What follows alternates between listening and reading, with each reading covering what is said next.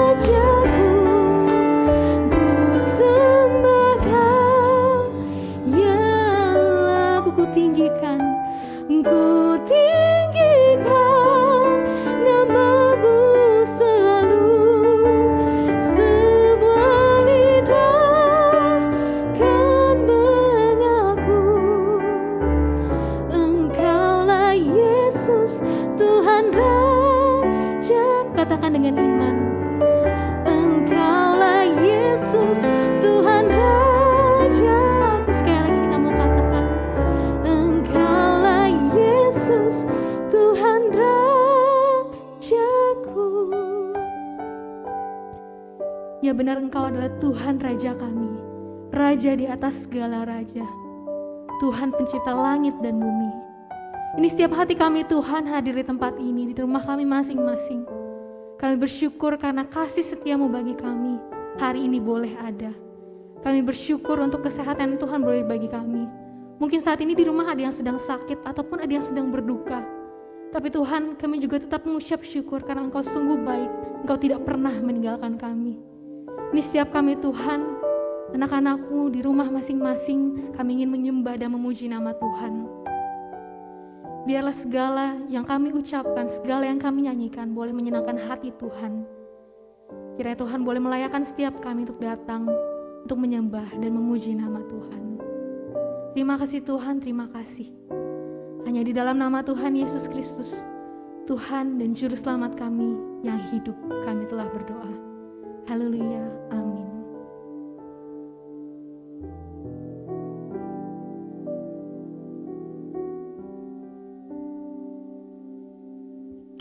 Saudara, belum lama ini saya mendengarkan podcast di YouTube, di mana ada 3 orang di dalamnya dan mereka sedang membahas soal dosa masa lalu mereka.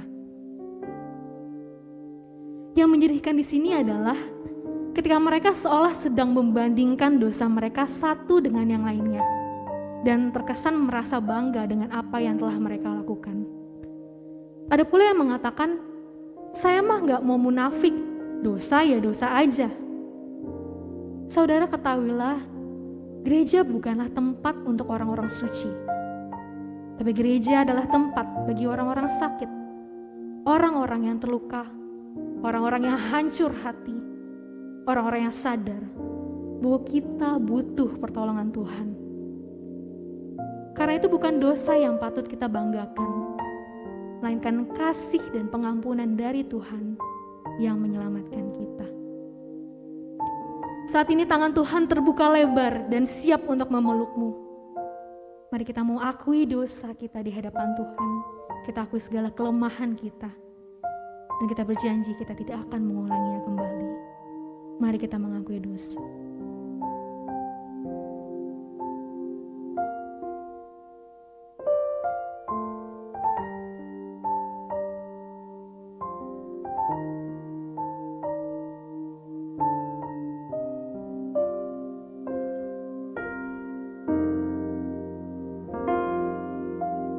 Belum pernah ada kasih di dunia sanggup mengubahkan hidupku menjadi baru selain kasih-Mu, Yesus.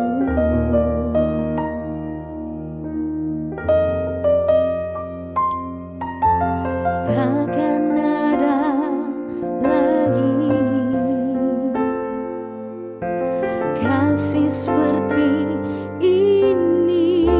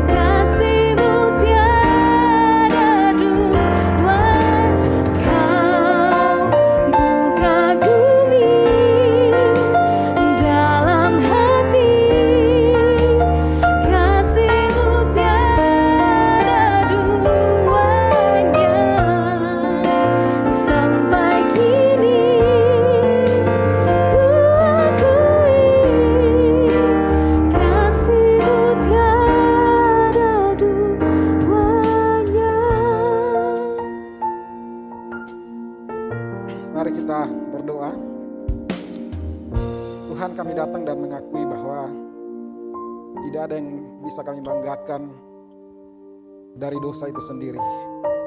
Dosa itu walaupun mungkin nikmat, tapi hanya memimpin kepada penyesalan. Dan kami bersyukur Tuhan, Engkau juga mengingatkan kami hari ini bahwa yang perlu kami syukuri itu adalah kasih karunia daripada Tuhan. Terpujilah Engkau Tuhan yang memiliki kasih karunia yang luar biasa kepada kami, mau menerima kami, mengampuni kami. Kami datang dan sekali lagi mengakui jikalau Engkau melihat ada kesalahan-kesalahan kami, ada dosa-dosa kami, ada pikiran-pikiran kami yang menyakiti Engkau, juga menyakiti sesama kami. Kami mohon, ya Tuhan, dengan anugerah-Mu yang besar itu ya Tuhan, ampunilah kami. Kami terus belajar ya Tuhan, menyerahkan diri kami untuk dibaharui, untuk dibentuk semakin serupa Kristus. Ketika kami jatuh ya Tuhan, maka topanglah kami. Ketika kami jatuh ya Tuhan, maka bantulah kami ya Tuhan. Angkat kami kembali naik ya Tuhan. Sehingga semakin hari kami semakin menyerupai Tuhan kami Yesus Kristus. Kami percaya dengan hati yang penuh kerinduan untuk dibentuk. Memohon pengampunan kepada Engkau ya Tuhan pada hari ini. Tuhan mendengarkan setiap doa kami. Di dalam nama Tuhan Yesus kami sudah berdoa. Amin. Amin. 1 Yohanes 1 ayat 8 sampai ayat yang ke-9 berkata, jika kita berkata bahwa kita tidak berdosa, maka kita menipu diri kita sendiri, dan kebenaran tidak ada di dalam kita. Jika kita mengaku dosa, maka Ia adalah setia dan adil, sehingga Ia akan mengampuni segala dosa kita dan menyucikan kita dari segala kejahatan. Jemaat dipersilakan untuk kembali duduk. Saudara, pada hari ini izinkan saya untuk memberikan kesaksian. Tepat setahun yang lalu dalam kondisi hamil 31 minggu, saya tiba-tiba mengalami demam tinggi. Saya mengira saya terkena COVID, namun ternyata saya terkena DBD, demam berdarah. Keadaan saya saat itu sangat drop, dengan trombosit hanya 10.000. Saturasi oksigen saya 80-85%. Bahkan untuk WC saja saya tidak mampu. Singkat cerita 10 hari kemudian saya diizinkan untuk pulang. Namun malam sebelum pulang ke rumah, tiba-tiba saya mengalami pendarahan yang sangat hebat. Darah memenuhi ranjang dan lantai kamar saya dirawat. Saya berpikir saya harus bertahan setidaknya sampai anak saya bisa dilahirkan subuh itu juga. Singkat cerita anak saya dilahirkan usia 32 minggu. Saya berpikir semua sudah baik, namun tidak. Tiba-tiba saat operasi berlangsung keadaan saya sangat drop. Saya mendengar suara alarm bahaya dan kepanikan dalam ruang operasi. Seketika saya juga merasakan rasa sakit yang luar biasa dan saya berpikir mungkin ini adalah akhir dari hidup saya. Namun entah mengapa saat itu saya juga merasakan damai yang luar biasa. Saya berani mengatakan saya tidak takut mati. Karena saya percaya 1000%. Kemana saya akan pergi setelah saya mati dan saya sangat percaya Tuhan ada bersama dengan saya. Saudara, saya ada hari ini bukan hoki, tapi semata karena anugerah Tuhan. Mungkin saat ini cerita kita berbeda. Mungkin masalah kita berbeda. Tapi penyelamat kita sama, yaitu Yesus Kristus Tuhan. Saat ini saya mengundang saudara untuk merenungkan. Tuhan sudah menjadikan kita manusia baru. Di mana perjuangan kita bukan lagi dari titik nol, melainkan dari titik seorang pemenang. Mari kita serahkan seluruh hidup kita kepada Tuhan yang telah memenangkan kita. Kita mau angkat pujian ini, Penyelamatku.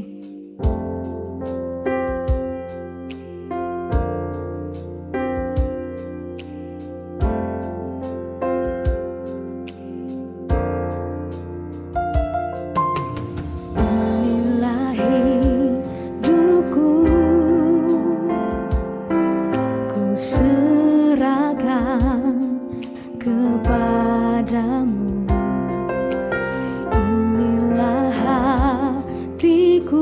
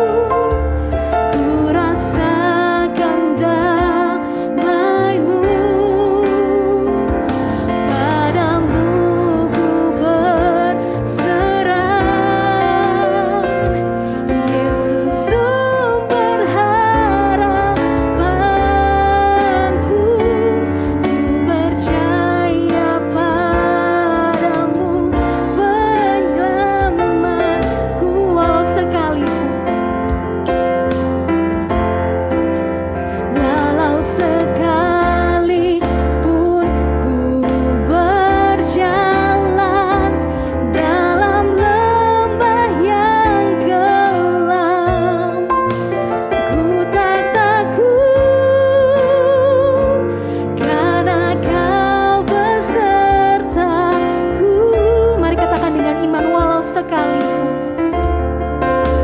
Walau sekalipun ku berjalan dalam lembah yang gelap, ku tak takut karena Kau besertaku.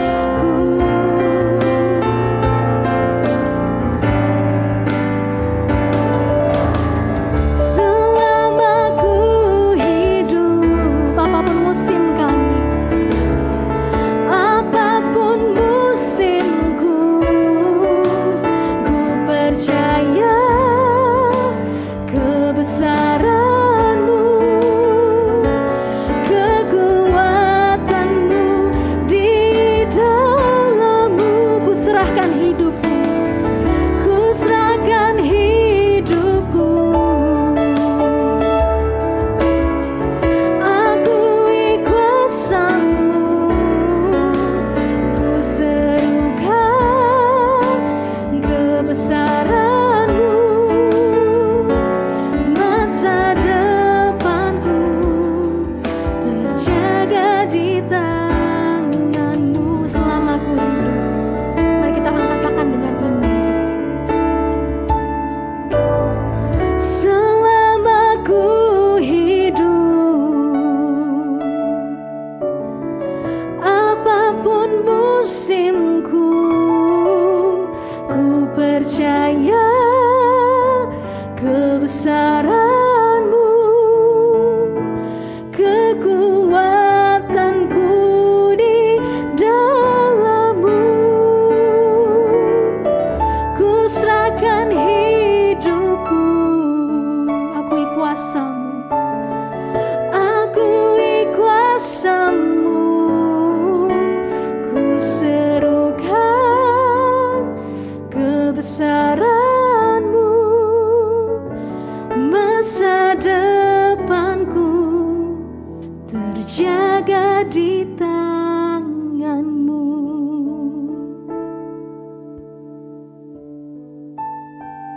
Mari kita tundukkan kepala, kita berdoa. Tuhan, saatnya kami mempersiapkan hati dan pikiran kami yang terbaik. Kami mau berikan untuk dibentuk oleh kebenaran firman. Pada itu Tuhan, kami berdoa di dalam nama-Mu ya Tuhan Yesus. Kiranya Tuhan Engkau berkenan memberkati kami. Kiranya Roh Kudus-Mu hadir dan menemani hamba-Mu yang menyampaikan, dan juga jemaat Tuhan yang beribadah di tempat masing-masing. Biarlah firman pada hari ini ya Tuhan boleh benar-benar membentuk hati kami, membentuk pikiran kami, paradigma kami, untuk kami boleh hidup sesuai dengan status kami, manusia baru di hadapan Tuhan. Berfirmanlah kepada kami ya Tuhan, karena kami siap untuk mendengar. Di dalam nama Tuhan Yesus kami telah berdoa. Amin. Shalom, selamat pagi Bapak Saudara yang terkasih dalam Tuhan. Kita bersyukur untuk hari ini kita boleh kembali mendengarkan firman Tuhan. Dan firman Tuhan hari ini masih berlanjut dari kitab Efesus. Dari Efesus pasal yang keempat ayat 20 sampai dengan ayat yang ke-24. Efesus pasal 4 ayat 20 sampai dengan ayat yang ke-24. Hari ini kita akan melanjutkan pembelajaran kita tentang tema kita yaitu manusia baru. Jikalau minggu kemarin kita sudah belajar tentang manusia lama, maka hari ini kita melanjutkan satu tema yaitu tentang manusia baru. Saya akan bacakan untuk kita semua, Bapak Saudara memperhatikan pada Alkitab masing-masing. Efesus 4 ayat 20 sampai dengan ayat yang ke-24. Tetapi kamu bukan demikian. Kamu telah belajar mengenal Kristus karena kamu telah mendengar tentang Dia dan menerima pengajaran di dalam Dia menurut kebenaran yang nyata dalam Yesus. Yaitu bahwa kamu berhubung dengan kehidupan kamu yang dahulu harus menanggalkan manusia lama yang menemui kebinasaannya oleh nafsunya yang menyesatkan.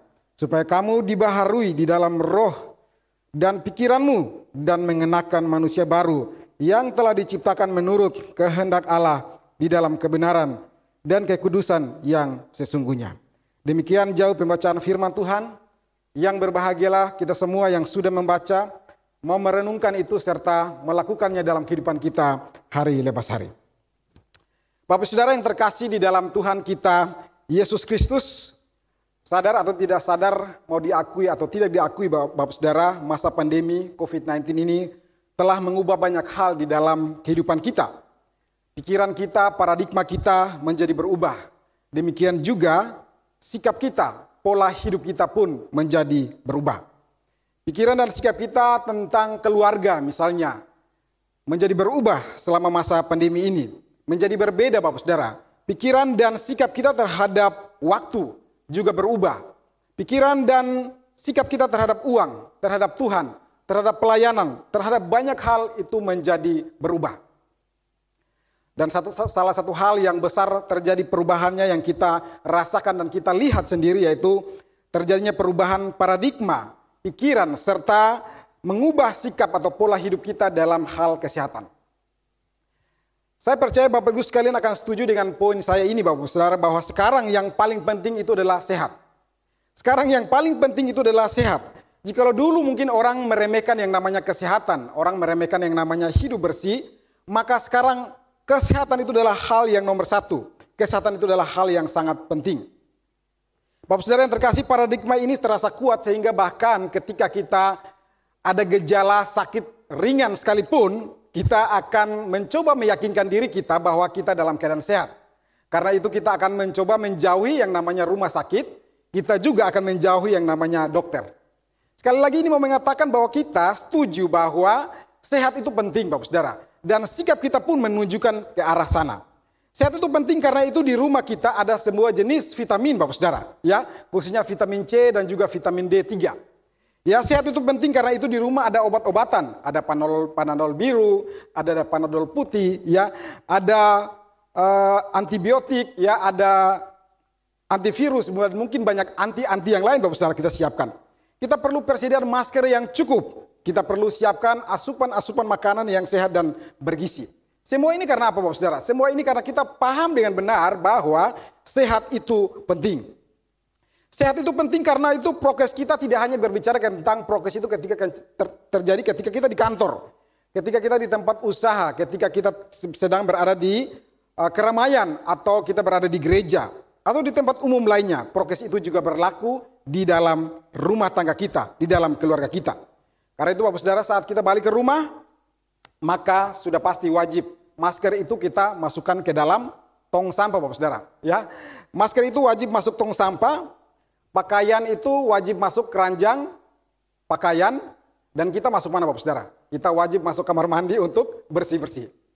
Setuju Bapak Saudara, ini kebiasaan yang kita lakukan karena kita berpikir dengan jelas dan pasti bahwa sehat itu penting. Barang-barang kita bahkan kita perlu semprot dulu bersih-bersih sebelum kita pakai. Setelah belanja, kita mesti sterilkan dulu, barulah kita menggunakan semua barang belanjaan itu. Bapak Saudara, saya punya anak balita di rumah Bapak Saudara, ya.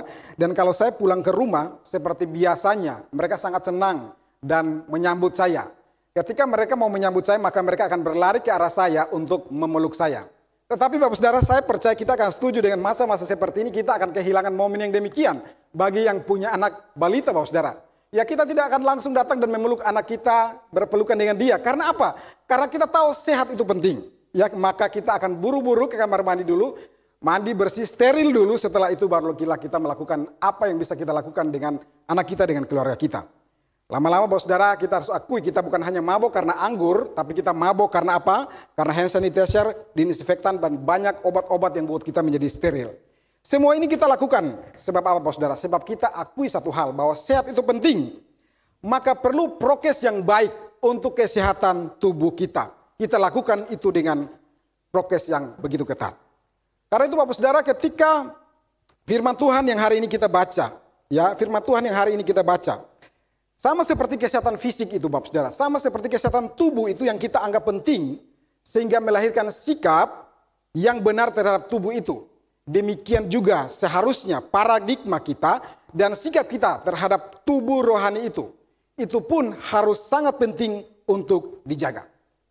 Karena itu sekali lagi hari ini firman Tuhan mau berbicara kepada kita terkait dengan pikiran, terkait dengan paradigma yang seharusnya berdampak pada kehidupan tubuh yang sehat, tubuh rohani yang sehat, yaitu apa? Yaitu manusia baru yang telah sehat dan yang terus mau bersedia untuk sehat di dalam Tuhan kita Yesus Kristus. Karena itu kalau kita mengamati bacaan kita hari ini Bapak Saudara, setelah berbicara tentang manusia lama, maka Paulus kemudian berbicara tentang manusia baru Bapak Saudara. Ya, dia mengkontraskan apa yang telah dia bicarakan sebelumnya tentang manusia lama. Saat ini pada ayat 20 sampai dengan ayat 24, dia memulai satu pembicaraan yang lain, yaitu tentang manusia baru. Karena itu kita membaca pada ayat 20 dikatakan, tetapi kamu bukan demikian. Ya, bukan demikian ini maksudnya adalah bukan seperti yang telah dijelaskan sebelumnya. Kamu bukan seperti yang telah ditunjukkan sebelumnya, yaitu orang-orang yang hidup seperti kebiasaan-kebiasaan dunia pada saat itu. Dalam konteks ini menunjukkan kepada orang-orang non-Yahudi yang belum percaya kepada Yesus Kristus. Mereka, orang-orang non-Yahudi pada saat itu adalah contoh nyata siapa itu manusia lama. Orang-orang non-Yahudi pada saat itu yang belum percaya Tuhan dan hidup di dalam kebodohan hawa nafsu mereka yang jahat adalah contoh nyata bagaimana kamu dulu adalah terhitung di antara mereka manusia lama. Tetapi kamu yang sekarang ini bukan demikian. Kamu bukan seperti itu yang dikatakan. Kamu bukan seperti itu. Kamu berbeda. Mengapa? Karena dikatakan pada ayat yang ke-20 bagian B. Karena kamu telah mengenal Kristus. Karena kamu bukan demikian karena yang pertama kamu telah belajar mengenal Kristus. Kata yang digunakan, belajar yang digunakan di sini Bapak Saudara, ini pengertiannya bukan berbicara tentang belajar biasa. Tetapi di sini berbicara tentang sepenuhnya saya menerima Kristus dan karyanya. Sepenuhnya saya menerima Kristus dan karyanya dan apalagi dan diri saya menerima kelanjutan dari setelah saya menerima karya Kristus itu. Implikasinya saya akan terima, yaitu apa? Bahwa saya juga bersedia untuk taat hidup di dalam tuntunan kebenaran firman Tuhan. Itu alasan yang pertama, yaitu kamu telah belajar mengenal Kristus. Dan yang kedua adalah kamu bukan demikian karena apa? Pada ayat 21 dikatakan bahwa sebenarnya mereka bukan saja percaya, tapi mereka sesungguhnya sudah belajar dan diajar di dalam Yesus. Jadi orang-orang di Efesus, jemaat di Efesus bukan sudah mengenal atau percaya Yesus, tetapi mereka pun sudah diperlengkapi. Untuk apa? Untuk semakin paham tentang siapa itu Kristus. Mereka paham tentang apa itu doktrin. Mereka paham tentang apa itu hidup yang berkenan di hadapan Allah. Mereka telah paham satu-satunya kebenaran yang mutlak, yaitu di dalam Yesus Kristus. Karena itu kata kebenaran di sana dipakai adalah kata aletheia. Jadi Bapak Saudara pada ayat 20 dan 21 ini Paulus mau mengatakan apa yang sudah dialami, yang sudah dijalani oleh jemaat di Efesus pada saat itu. Yaitu apa yang sudah terjadi sebelumnya itu mereka telah menerima Kristus dan mereka juga telah diperlengkapi oleh pengajaran-pengajaran yang bersumber dari kebenaran yang sejati, yaitu dari Tuhan mereka Yesus Kristus. Inilah dasar yang Paulus katakan bahwa mereka bukan yang itu lagi yang dibicarakan. Mereka bukan manusia lama lagi, itu bukan mereka. Tapi hidup mereka yang sekarang adalah mereka yang telah baru. Manusia yang telah baru, yang telah diubahkan oleh Kristus dan yang telah diperlengkapi untuk apa? Untuk semakin menyerupai Kristus di dalam manusia baru mereka. Sederhananya Bapak Saudara, sederhananya adalah mereka itu sudah terima Kristus. Itu sudah pasti. Dan mereka juga sedang diajar untuk terus diperlengkapi, dibentuk dengan pengajaran, dengan doktrin, dengan pengajaran untuk apa? Untuk semakin paham dan bagaimana mereka harus hidup sesuai dengan tuntunan Kristus, tuntunan kebenaran itu kepada mereka. Inilah pikiran Bapak Saudara, inilah paradigma yang dibangun di atas satu dasar yang benar, kebenaran yang benar. Dan ini telah dilakukan di dalam jemaat di Efesus. Sehingga pada akhirnya itu juga akan memimpin orang-orang percaya ini kepada satu sikap atau pola hidup yang nyata, yang betul-betul dapat dilihat oleh orang lain. Dan ini juga membuat tubuh rohani itu, manusia baru itu terlihat sehat. Bapak Saudara yang terkasih dalam Tuhan kita Yesus Kristus, karena itu pertanyaannya bagi kita adalah, jika jemaat di Efesus, jika kita telah menerima Kristus dan telah diubahkan hidupnya menjadi manusia baru, bagaimana caranya agar saya dapat tetap sehat, dapat terus sehat sebagai manusia baru? Bapak Saudara, saya meminjam istilah-istilah kekinian, ya, istilah-istilah medis hari ini, ya. Saya mengajak kita untuk memperhatikan dari ayat 22 sampai ayat 24. Di situ Paulus setidaknya ada memakai 3 prokes, Bapak Saudara, ya. Ada 3 prokes kesehatan, ya. Prosedur kesehatan yang Paulus tawarkan, yang anjurkan, bukan tawarkan, tapi wajibkan untuk orang-orang di Efesus lakukan. Dan saya menyingkatnya 3M. Kalau sekarang pemerintah kita ada 5M, maka hari ini dari pasal 20, pasal 4 ayat 22 sampai 24 kita bisa menemukan 3M, Bapak Saudara, ya, yang menjadi prokes yang Paulus bukan sarankan tapi anjurkan, haruskan kepada jemaat di Efesus dan juga termasuk kita. Agar apa? Agar kita yang hidup dalam dunia yang penuh dengan virus ini dapat terjaga kesehatan tubuhnya dan terus sehat menuju kepada ya manusia baru yang seutuhnya, yang sempurna, yang semakin menyerupai Kristus. Apa itu prokes yang pertama atau M yang pertama Bapak Saudara? Ya, kalau kita baca dalam ayat 22 di situ dikatakan kamu harus melepaskan manusia lama. Ya, itu M yang pertama Bapak Saudara. Melepaskan manusia lama. Bapak Saudara, meninggalkan manusia lama itu memang tidak mudah, kita harus akui itu. Ya, tidak semudah mengganti perabotan rumah misalnya Bapak Saudara ya. Tidak semudah membeli barang-barang yang kita tahu sudah rusak, kita pergi ke pasar, ke toko, kita membeli, kita menggantinya di rumah. Tidak semudah ketika kita mobil atau motornya sudah rusak, kendaraannya sudah rusak, kita ganti. Atau rumah kita ganti kalau memang kita lihat tidak layak lagi untuk dihuni. Butuh harga yang harus dibayar. Butuh pengorbanan untuk menjadi yang namanya manusia baru itu. Dan saya mau mengatakan satu hal bahwa untuk menjadi manusia baru maka sesungguhnya tidak ada satupun dari manusia yang bisa mengubah dirinya sendiri menjadi manusia baru. Melepaskan manusia lama itu hanya butuh yang namanya anugerah Tuhan. Melepaskan manusia lama itu butuh yang namanya karya Kristus, butuh yang namanya karya salib. Dan ketika seseorang itu sungguh-sungguh percaya kepada Kristus, maka dengan sendirinya manusia lama itu, status manusia lama itu akan pergi dari dirinya. Dan saat itu juga ia akan mengenakan yang namanya manusia baru. Jadi semua kita yang sudah berada dalam Kristus sebenarnya kita telah meninggalkan yang namanya manusia lama. Dan kita sekarang menggunakan yang namanya manusia baru. Karena itu Bapak Saudara pertanyaannya jika demikian apa maksudnya Paulus, ya Rasul Paulus mengatakan bahwa kita harus meninggalkan manusia lama kita pada ayat 22 ini. Di sini Paulus bukan mau berbicara tentang bagaimana sebuah status manusia lama Bapak Saudara. Bukan lagi berbicara tentang sebuah status manusia lama yang belum mengenal Tuhan. Namun di sini Paulus sedang mau mengajarkan kepada kita berbicara tentang sebuah cara hidup Bapak Saudara. Sebuah pola hidup. Sebuah sikap hidup. Cara hidup yang bukan cara hidup yang seperti biasanya yang normal pada umumnya. Namun ini berbicara tentang cara hidup yang dipengaruhi oleh sebuah paradigma, dipengaruhi oleh sebuah pikiran. Pikiran-pikiran dari orang-orang yang tidak mengenal Tuhan. Atau pikiran-pikiran dari orang di dunia ini. Paradigma yang membentuk cara hidup terus-menerus ya dapat bisa menjadi terlihat dalam kehidupan seseorang itu. Dan Paulus mengatakan bahwa sebenarnya cara hidup yang demikian telah dikalahkan di dalam Tuhan Yesus Kristus ketika seseorang itu percaya kepada Dia. Namun Bapak Saudara kita harus akui satu hal bahwa status manusia baru itu bukan berarti bahwa kita sepenuhnya telah menjadi benar-benar utuh dalam sikap kita, dalam pola hidup kita 100% menjadi benar di hadapan Tuhan. Kita harus akui bahwa walaupun kita dalam status telah menjadi manusia baru, tetapi Roh Kudus pun terus bekerja untuk apa? Untuk membentuk kita, untuk menolong kita agar apa? Pada akhirnya kehidupan kita benar-benar menjadi serupa dengan Kristus. Akan tetapi yang menjadi persoalannya adalah Bapak Saudara, ketika kita tahu bahwa status kita bukan lagi manusia lama, tetapi adalah manusia baru. Dengan sengaja kita membawa sikap hidup, pola hidup lama itu masuk kepada status baru kita sebagai manusia baru.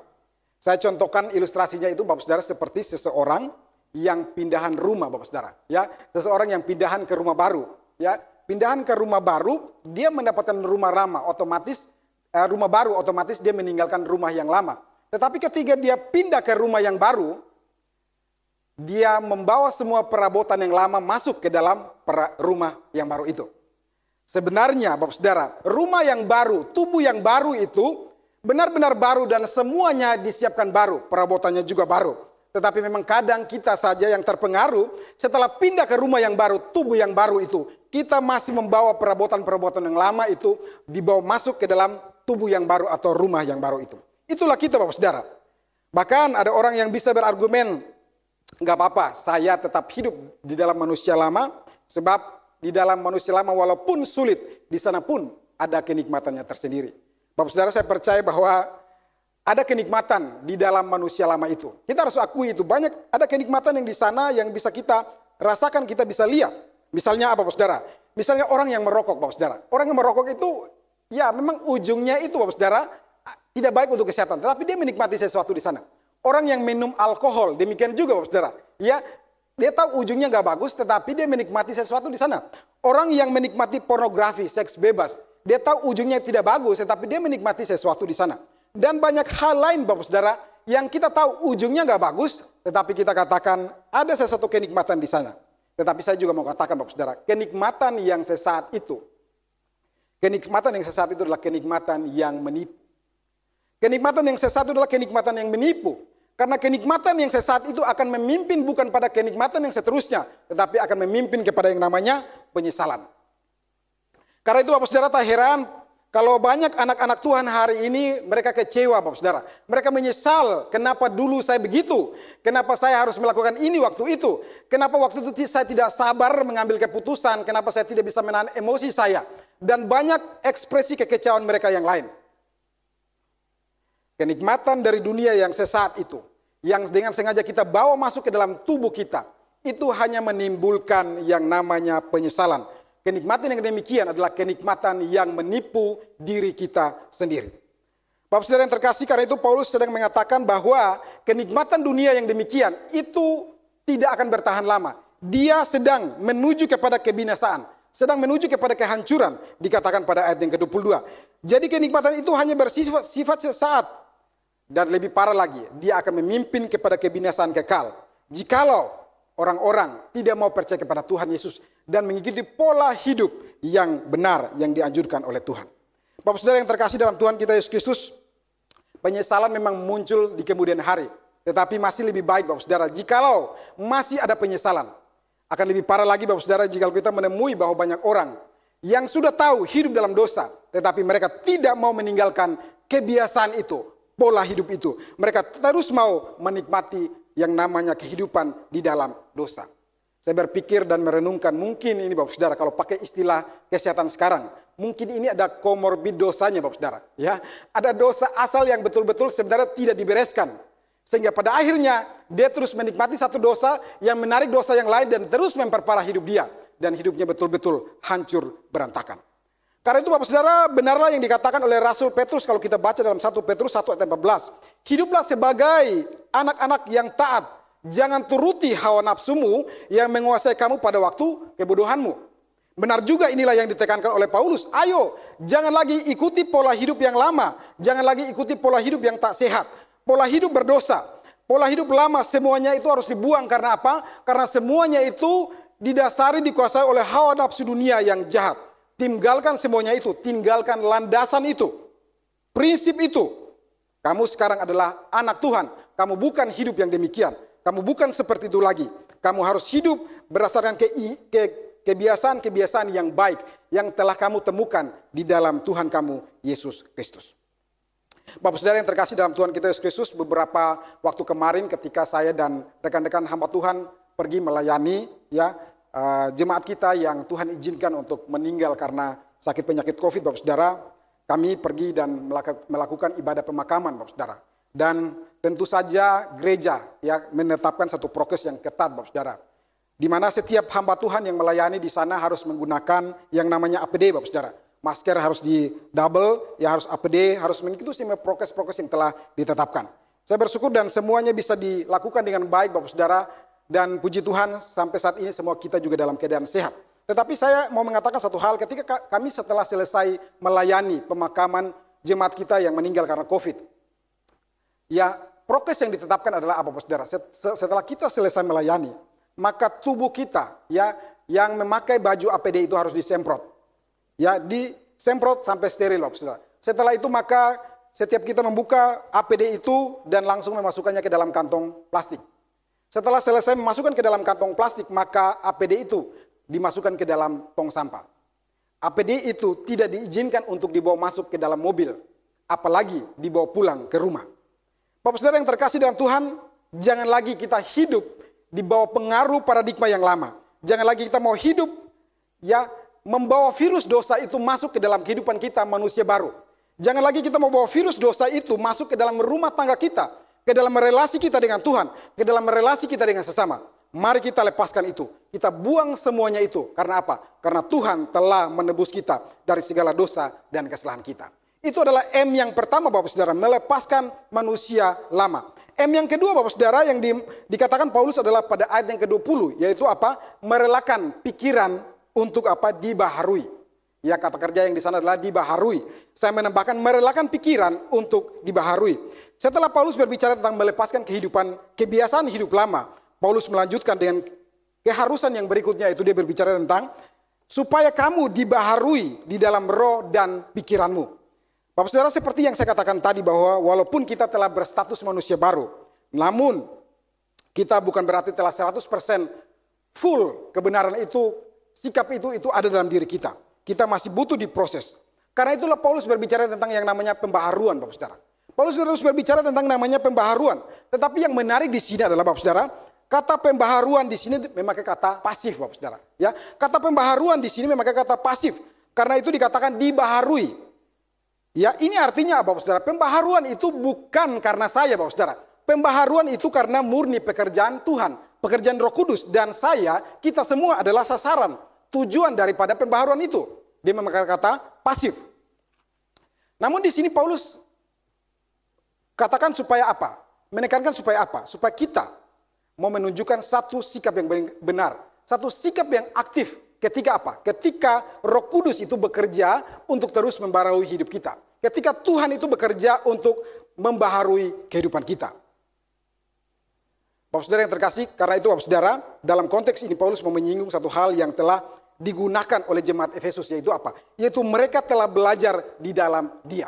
Ada satu kalimat yang baik Bapak Saudara, yaitu mereka telah belajar di dalam Dia, di dalam kebenaran itu. Artinya Bapak Saudara, artinya jemaat Efesus itu adalah jemaat yang mau dibaharui. Ini poin yang sangat bagus Bapak Saudara. Jemaat Efesus mereka adalah jemaat yang mau dibaharui. Mereka juga terlibat aktif di jemaat itu. Mereka mau belajar.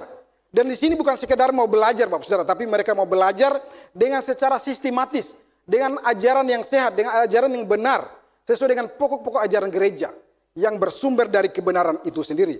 Karena itu kalau kita baca di dalam Wahyu 2 Bapak Saudara, Wahyu 2, ketika Yesus memuji dan mengecam jemaat di Asia, daerah Asia, ada 7 jemaat yang dikecam, dipuji dan juga ada yang dikecam di sana. Jemaat Efesus ini dipuji karena apa? Karena ketekunan mereka. Dan ketekunan mereka salah satunya ada di dalam pengajaran. Walaupun Tuhan tidak hanya memuji mereka, tetapi Tuhan pun ada mencela mereka, mengingatkan mereka tentang kasih mula-mula. Tetapi ada satu hal yang diakui di sana bahwa mereka itu tekun Bapak Saudara.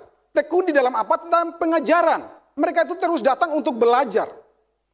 Bapak Saudara, itu sama seperti hari ini di gereja kita diadakan yang namanya pembinaan Bapak Saudara. Pembinaan berkala yang sistematis, yang bagus untuk apa? Untuk menolong kita, untuk membentuk paradigma kita. Namun Bapak Saudara yang terkasih, karena itu yang Paulus maksudkan, tekankan di sini Bapak Saudara, pembaharuan di sini adalah bukan sekedar berbicara tentang bagaimana saya menambah pengetahuan itu Bapak Saudara. Yang Paulus maksudkan di sini bukan sekedar dibaharui pikiran, yaitu menambah pengetahuan, membuang pikiran atau pengetahuan-pengetahuan yang salah. Tapi yang Paulus maksudkan di sini adalah bicara tentang pembaharuan yang bukan berbicara tentang hanya pikiran semata, knowledge semata, pengetahuan semata, tetapi ini juga berbicara tentang pembaharuan hati seseorang. Pembaharuan tentang diri seseorang. Karena itu Bapak Saudara, pada tafsiran atau terjemahan yang lain, itu kata dibaharui itu, ya, pembaharuan pikiran itu juga bisa dipakai kata dibaharui hatinya. Karena itu orang mengambil jalan tengah dengan memakai istilah dibaharui batinnya. Jadi pembaharuan di sini bukan hanya bicara tentang pikiran semata Bapak Saudara, tetapi lebih daripada itu adalah tentang keseluruhan hidup kita, hati kita, batin kita perlu dibaharui secara terus-menerus, dan langkah yang pertama adalah mau datang dan tunduk untuk belajar. Dan jemaat di Efesus telah melakukan ini. Jadi Bapak Saudara, pembaharuan di sini bukan hanya menambah pengetahuan atau doktrin, tetapi lebih daripada itu adalah pikiran kita, hati kita yang mau terus dibentuk, yang mau terus dibaharui dari apa yang sudah kita pelajari. Karena itu Bapak Saudara, saya setuju dengan seorang penafsir yang mengatakan demikian Bapak Saudara. Mempelajari tentang Kristus itu bukan hanya berbicara mengenai belajar tentang. Mempelajari tentang Kristus itu bukan hanya berbicara mengenai belajar tentang. Namun lebih dari itu juga mengenai dibentuk oleh. Bukan hanya belajar tentang Kristus, namun ini juga mengenai kita mau dibentuk oleh Kristus. Jadi bukan hanya menambah pikiran kita, tapi juga membentuk hati kita untuk apa? Untuk sikap kita semakin hari semakin menyerupai Kristus. Jadi sebenarnya kuncinya di sini apa Bapak Saudara? Kuncinya di sini adalah bukan hanya merelakan pikiran kita, tetapi juga merelakan hati kita Bapak Saudara. Merelakan hidup kita untuk apa? Untuk dibentuk semakin serupa Kristus. Tindakan aktif dari Roh Kudus juga membutuhkan tindakan aktif dari kita yang mau merelakan diri Bapak Saudara. Merelakan diri untuk apa? Untuk terus dibaharui di dalam pikiran, dalam hati kita, dalam batin kita untuk semakin serupa dengan Kristus.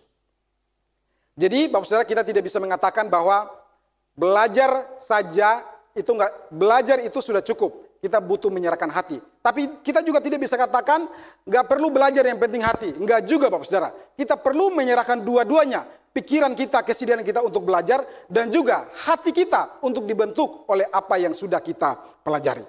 Bapak Saudara yang terkasih dalam Tuhan kita Yesus Kristus, bagaimana kehidupan belajar kita, belajar tentang Kristus kita hari ini Bapak Saudara. Bagaimana?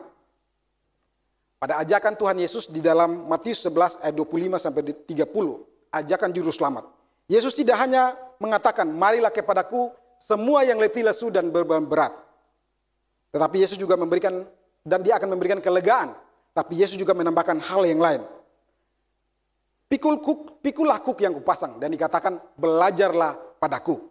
Belajarlah padaku, apa artinya Bapak Saudara? Kita mau terus datang untuk menaruh pikiran kita, untuk terus belajar, betul. Dan juga menaruh hati kita untuk terus dibentuk oleh apa yang Yesus ajarkan kepada kita. Bapak Saudara yang terkasih, ini adalah prokes yang kedua, yaitu apa? Kita mau merelakan diri kita untuk terus dibaharui oleh Tuhan. Prokes yang ketiga Bapak Saudara, atau prokes yang terakhir, yaitu kita temukan pada ayat yang ke-24, yaitu M yang ketiga, itu kita diharuskan untuk apa? Mengenakan yang namanya manusia baru.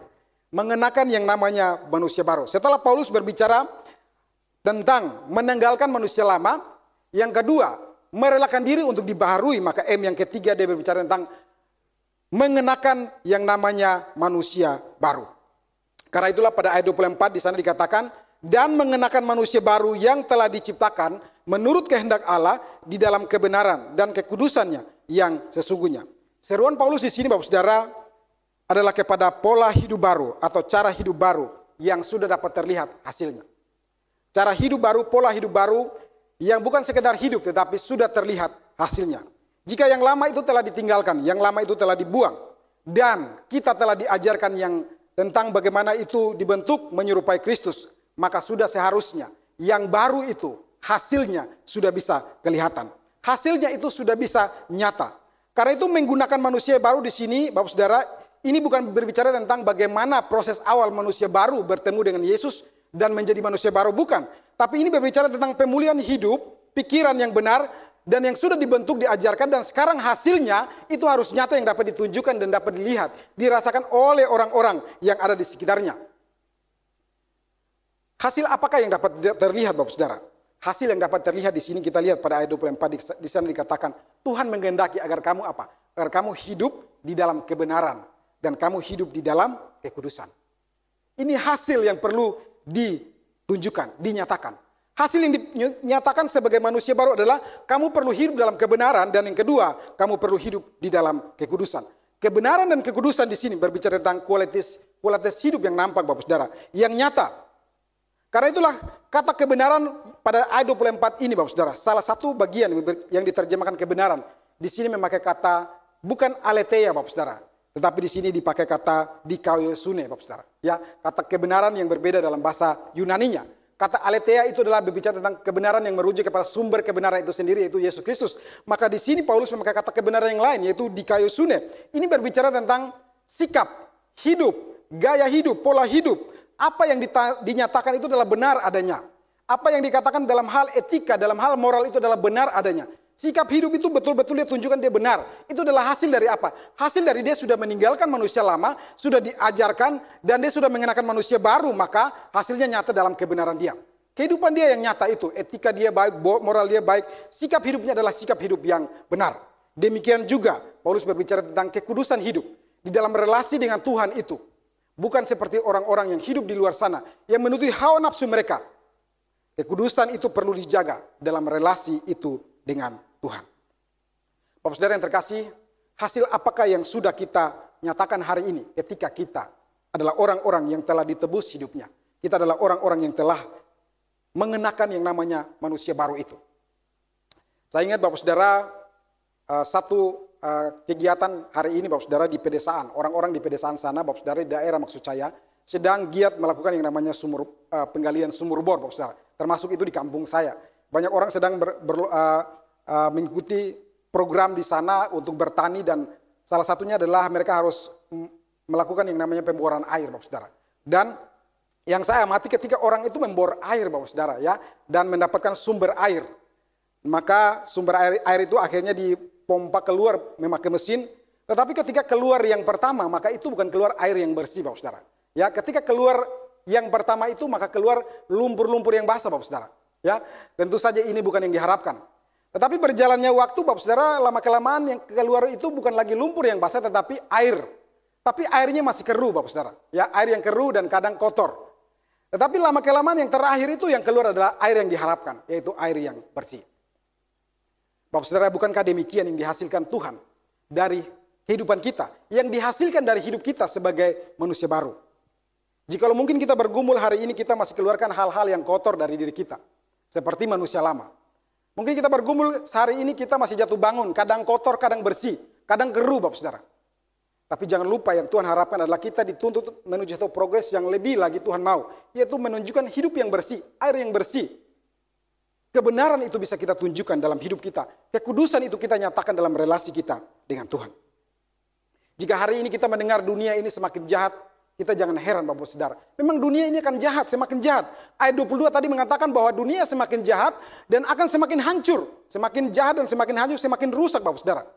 Tetapi hari ini, adakah orang yang mendengar orang Kristen yang sudah manusia baru itu semakin baik? Jikalau dunia semakin jahat itu wajar. Tetapi hari ini apakah orang mendengar bahwa anak-anak Tuhan hidup mereka semakin baik, semakin mendengar, semakin benar hidup mereka, semakin kudus hidup mereka? Apakah itu sudah nyata di dalam kehidupan kita? Bapak Saudara yang terkasih dalam Tuhan Yesus Kristus, tujuan Tuhan menciptakan kita menjadi manusia yang baru adalah apa? Agar kita semakin nyata, lengkap menyerupai Kristus untuk hidup kita memuliakan Allah. Jikalau hari ini Bapak Saudara kita mungkin masih jatuh bangun, menghidupi cara hidup manusia kita, cara hidup manusia baru kita. Ada dua kabar baik yang saya mau kasih tahu kepada kita di penutup khotbah ini. Ada dua kabar baik ketika kita masih jatuh bangun di dalam menghidupi cara hidup manusia baru kita. Ada dua kabar baik yang Paulus tunjukkan di dalam kitab Efesus ini. Yaitu yang pertama, ada Allah yang terus bekerja untuk membaharui hidup kita. Jangan lupa itu, Saudara. Kamu tidak sendirian, kita tidak sendirian. Ada Allah yang terus bekerja untuk apa? Membaharui hidup kita ini. Karena itu relakanlah diri kita. Yang kedua Bapak Saudara, bukan hanya Allah yang bekerja, tetapi Allah pun mengaruniakan gerejanya. Karena itu betul yang dikatakan gereja ini adalah bengkel orang-orang berdosa. Karena memang Allah mengaruniakan gerejanya, komunitasnya, orang-orang khusus di gerejanya untuk apa? Untuk kita sama-sama berjuang. Menghidupi manusia baru itu di dalam dunia yang jahat ini. Karena itu Bapak Saudara terus berjuang. Ya, terus berjuang dan terus letakkan hati kita, pikiran kita untuk apa? Untuk terus dibaharui oleh Tuhan. Berjuang terus sampai betul-betul kita merdeka dari virus dosa ini. Amin. Mari kita berdoa.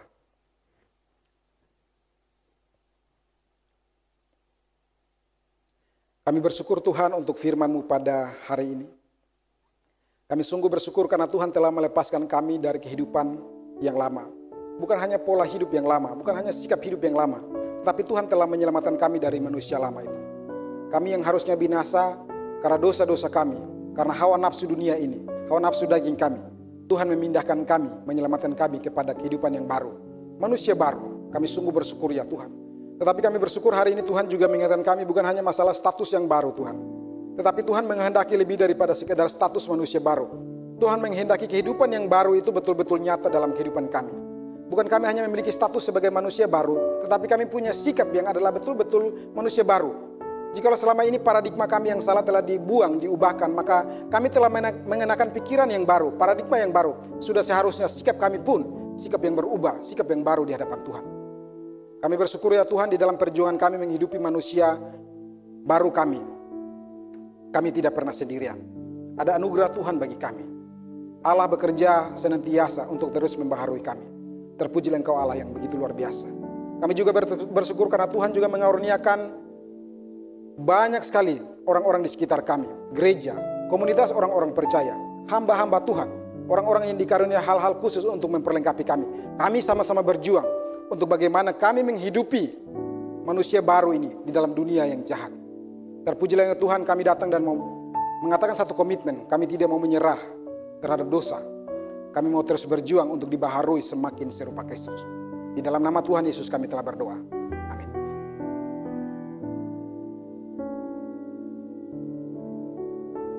Saatnya kita mengungkapkan rasa syukur kita kepada Tuhan melalui persembahan. Persembahan dapat dikirimkan melalui transfer rekening gereja atau scan QR code di bawah ini. Ayat persembahan diambil dari Maliaki 3 ayat yang ke-10. Bawalah seluruh persembahan persepuluhan itu ke dalam rumah pembendaharaan, supaya ada persediaan makanan di rumahku. Dan ujilah aku, firman Tuhan semesta alam.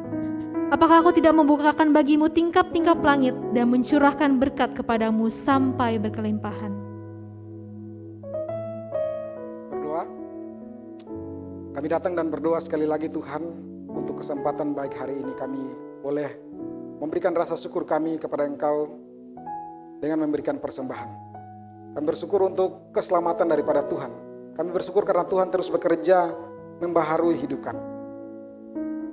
Kami bersyukur karena Tuhan terus bekerja dan memelihara kehidupan kami. Saat ini kami bawa persembahan kami di hadapan-Mu Tuhan, dan kami berdoa, Tuhan kiranya Engkau berkenan menerima dan memberkatinya. Biarlah persembahan kami ini terus berguna bagi pekerjaan Tuhan, baik itu melalui gereja kami dan juga pelayanan-pelayanan yang ada di tempat-tempat lain.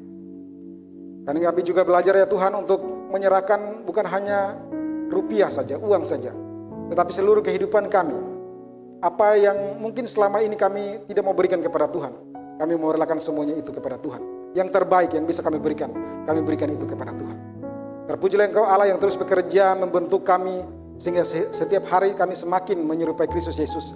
Engkau yang terus bekerja membaharui hati kami, sehingga kehidupan kami semakin hari semakin menjadi persembahan yang berkenan. Terpujilah Engkau Allah yang demikian. Di dalam nama Tuhan Yesus kami telah berdoa. Amin.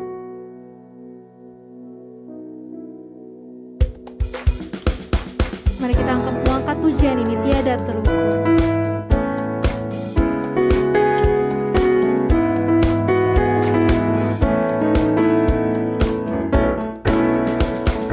Tiada terukur besar kasih setiamu Tuhan,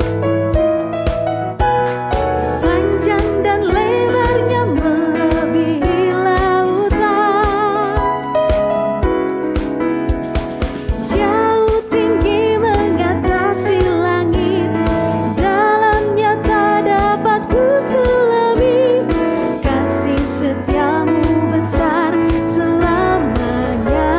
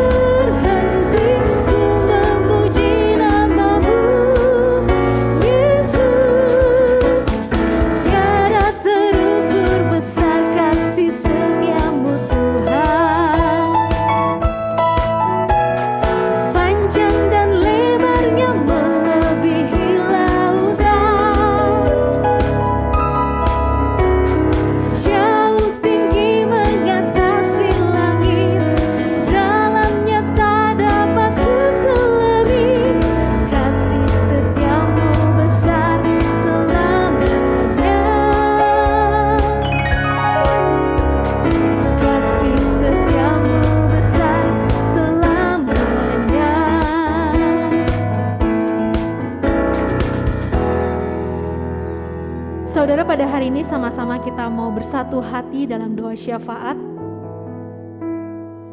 Saudara, banyak sekali dalam momen-momen seperti ini, teman-teman kita, kerabat, sahabat, ataupun mungkin orang-orang yang kita follow di Instagram atau di sosial media yang men-sharingkan betapa mereka sedang berduka.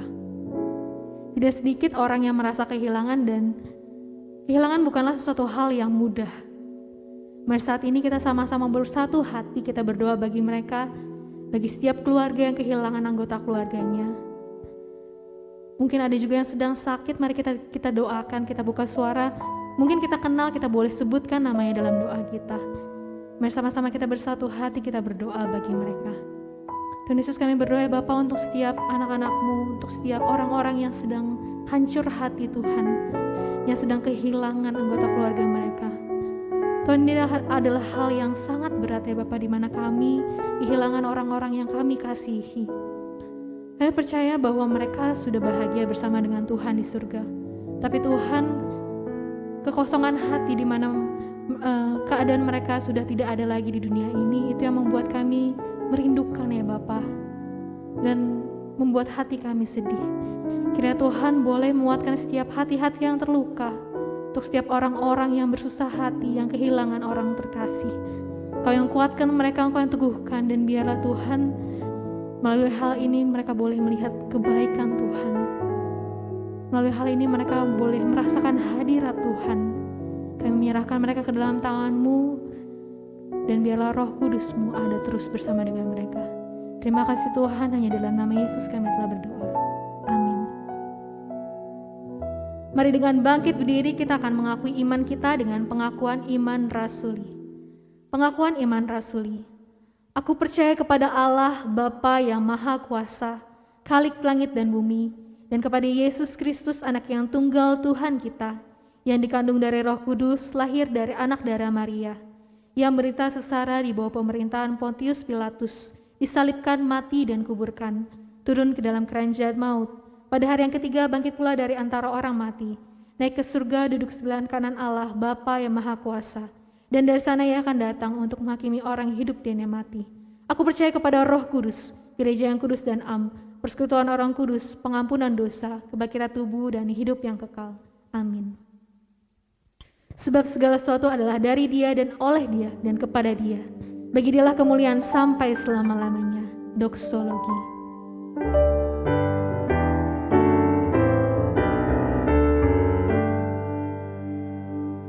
Puji Allah Bapa Putra, puji Allah Roh Kudus, ketiganya yang esa, pohon selamat, sumber berkah.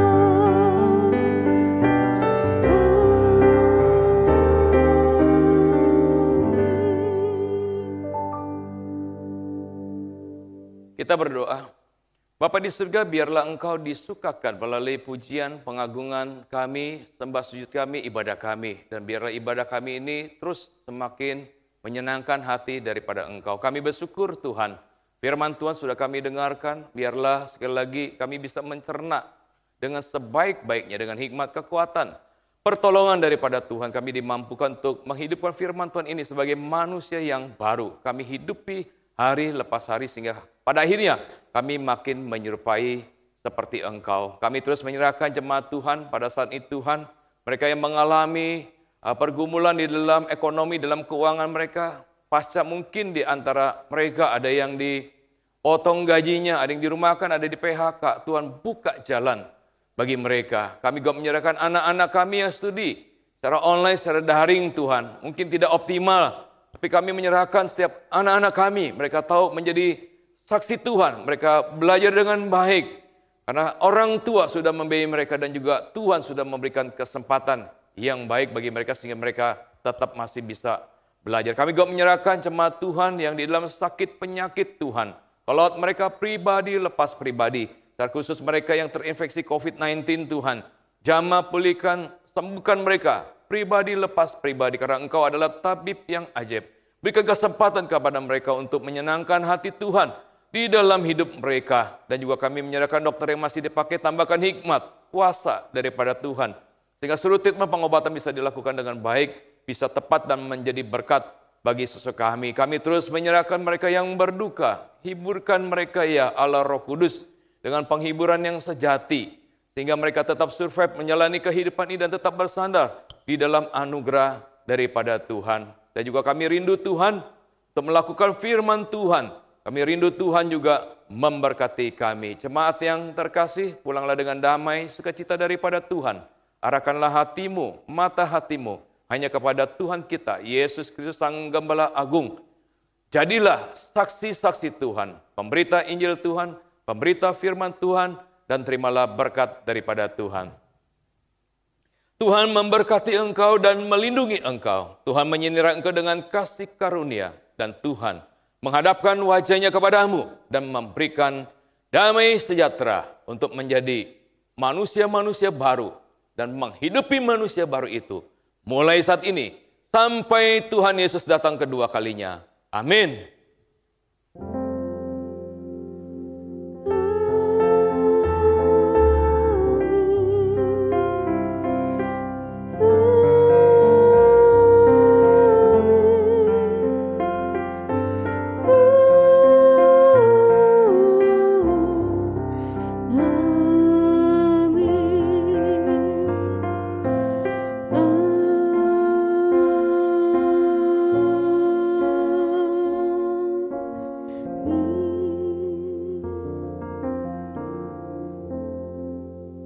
Jemaat dipersilakan duduk saat teduh. Shalom Bapak Ibu Saudara sekalian, minta waktunya kita akan masuk di dalam info keluarga. Ya, pertama-tama terima kasih buat Contoh Yudin yang sudah menyampaikan firman Tuhan. Biar terus Tuhan pakai di gereja kita, di tempat ini GKBJ Samaudi dan juga di tempat yang lainnya. Minggu yang akan datang tanggal 22 Agustus, firman Tuhan akan masuk dalam Efesus pasal 4 ayat 25 sampai 28 dengan satu tema, new relationship atau hubungan baru yang akan disampaikan oleh pendeta Mangapul Sagala. Lalu pada hari Rabu tanggal 18 Agustus kita akan masuk kembali di pembahasan Mazmur jilid kedua di dalam persekutuan doa kita pukul 18.30 sampai selesai, dan firman Tuhan akan disampaikan oleh Guru Injil Bong Jipin. Lalu yang keempat itu BPN akan dibuka ya pada awal September, yaitu Selasa yang pertama bagi pemuda-pemudi yang ingin melangsungkan pernikahan, pemberkatan nikah di tahun yang akan datang 2022 ya, kita akan masuk dalam bimbingan pernikah. Silakan daftarkan diri Anda kepada Majelis Sulaiman atau Aloy dan juga kepada saya. Lalu yang terakhir, terima kasih untuk kontribusi persembahannya sudah diberikan buat gereja Tuhan di tempat ini. Biarlah uang ini bisa dipakai di gereja Tuhan maupun di tempat yang lain. Lalu yang terakhir ya, jaga kesehatan kita, selamat hari Minggu, Tuhan Yesus memberkati kita sekalian. Amin.